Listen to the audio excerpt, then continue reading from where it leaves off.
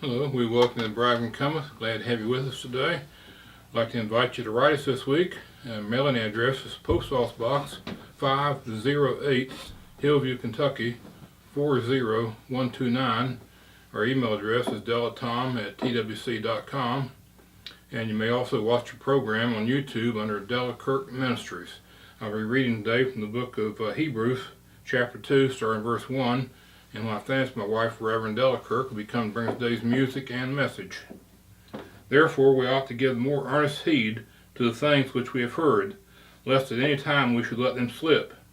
For if the word spoken by angels was steadfast, and every transgression and disobedience received a just recompense or reward, how shall we escape if we neglect so great salvation, which at the first began to be spoken by the Lord, and was confirmed unto us by them that heard him?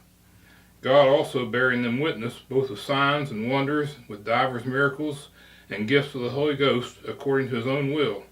For unto the angels hath he not put in subjection the world to come, whereof we speak. But one in a certain place testifies, saying, What is man, that thou art mindful of him, or the Son of Man, that thou visitest him?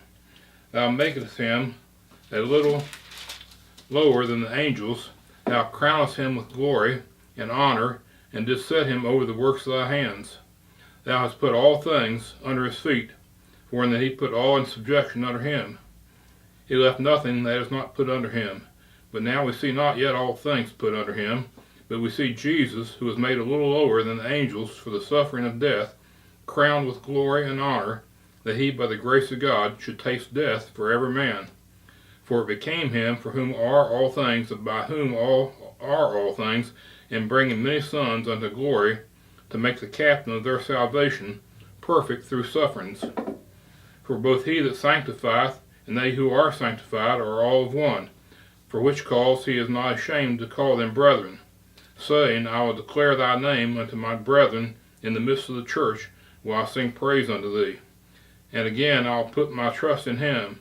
And again, behold, I and the children which God hath given me.